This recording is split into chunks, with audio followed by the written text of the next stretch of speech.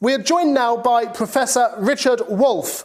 Professor Wolff is a professor of economics. He's the author of Understanding Socialism, host of Economic Update, and co-founder of democracyatwork.info. Good morning, Professor. Are you with us? Yes, I am. Thank you. Marvellous.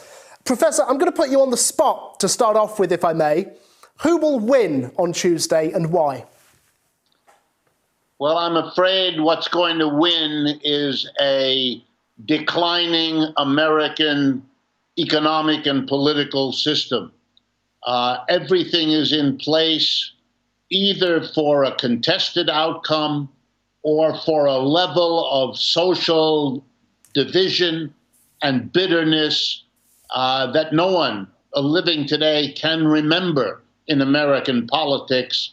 If it existed, it's so long ago that it doesn't remain. No matter what the outcome in terms of which of these two wins, that kind of division, reflecting the difficulties this system is now in, that's the one certain outcome.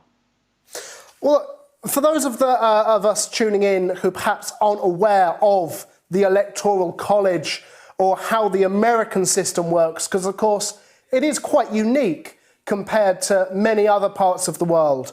Perhaps, could you enlighten us? The system is, of course, you can win the most votes, but lose the election.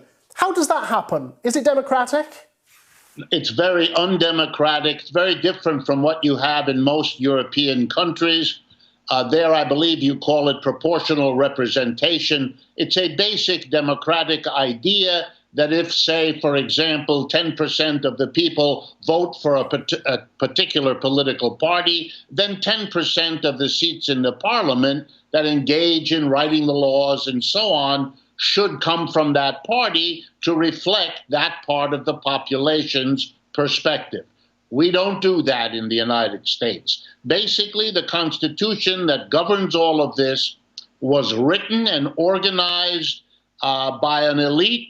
The early years of the United States as an independent country, the vast majority of people did not have the right to vote. Women did not have the right to vote. People without property did not have the right to vote. Black people did not have the right to vote, and so on. And that has governed us even to this day. For example, the way the presidential game is played, in each of the 50 states, there will be a determination who the winner is. In this case, we know it'll be either Mr. Trump or Mr. Biden. Whichever one of those two individuals gets a majority of the votes, or even a plurality if there are more candidates, and in many states there are, whoever gets the largest number of votes will capture all of the electoral votes of that state. The loser, even if the loser gets 49.9% of the vote, will get absolutely no electoral votes. And the number of electoral votes depends on your population and the number of seats in the Senate and the House that your state has. So California and New York, for example, have many electoral votes. Wyoming and Mississippi have relatively few. And so if you win by large majorities in the states where you win, but you lose the majority of states, you can do what Mrs. Clinton did 4 years ago. You win the majority of the votes by actually 2 to 3 million. She was the winner, but she didn't win them in the right states to get the right electoral votes in the Electoral College, it's called, so that she lost the election.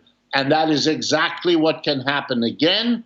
There are even more issues at play if there is a contested election, and Mr. Trump has been working extremely hard to develop a rationale for contesting the election, partly because of so many mail ballots due to the COVID. He can now claim whatever it is he wants, go into court.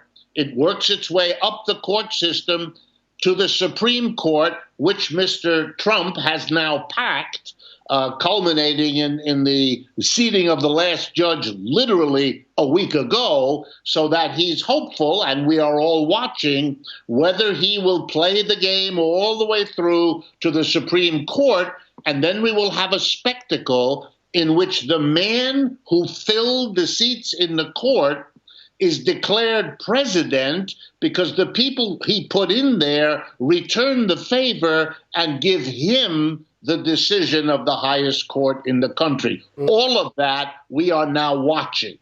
Sure. I mean, you speak about how Hillary Clinton, of course, last time managed to win the popular vote by quite some margin, but obviously lose that electoral college you've spoken about. And in 2016, perhaps, just perhaps, that was understandable, right? Trump being the outsider, Hillary, of course, wife of Bill, political establishment, and Trump playing that very populist narrative that he was this force and agent of change. But in his 4 years, Professor, Trump seems to have offended every section of the United States. Women, people of colour, perhaps with the one exception of the far right. He doesn't seem to have delivered in the Rust Belt states. So why still does Trump seem to have such an appeal to voters? I think the basic answer, and I agree with everything you've just said, I think you're understanding us very well. The only thing I would add is that anger at the establishment remains strong. And Mr. Biden, as the vice president under Obama, and as obviously the choice of the establishment governing the Democratic Party, has to carry that burden. And that's what it is, on his shoulders. You know, when he gets up, Mr. Biden now, and says, vote for me because I'm not crazy the way Mr. Trump is, and I don't provoke the way Mr. Trump does, I will get us back to normal. I'm afraid that for huge numbers of the American people, it is crystal clear that normal is what was hurting them in the previous 30 years. Normal is why they broke with the establishment. Normal is why we have Mr. Trump. And I'm mystified, frankly, why the establishment is so tone deaf that they don't understand that they could have walked into this election unbeatable because of all that has gone wrong with Mr. Trump, but they chose to ride the horse that we are the establishment. We will bring us back to what we had before, when there's virtually no one in the country who wants that. I mean, but surely, Professor, I mean, they may have gotten away with it if they'd have chosen someone with personality, charisma. You know, I mean, Mayor Pete Buttigieg, for instance, you know, is this young, although very much establishment-based figure that could at least claim to be a fresh voice or something. I mean, Biden, for all intents and purposes, if I was being kind, I would say he had a staggering problem. If I was being unkind, I'd say he was showing all of the symptoms of someone who frankly has dementia. You know, be it standing up saying, I am Joe Biden's husband, I've been in the Senate for 180 years, I'm Kamala Harris's running mate. Am I making an unfair assessment here? No, I think that the anxiety and the concern about that dimension of him is there. I think it's more that he is the establishment than that he is, you know, too old or too feeble to do the job.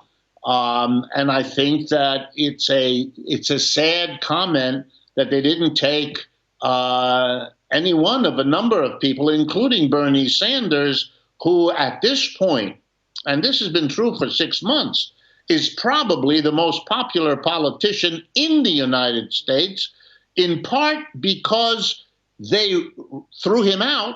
Yeah. The establishment would not tolerate him.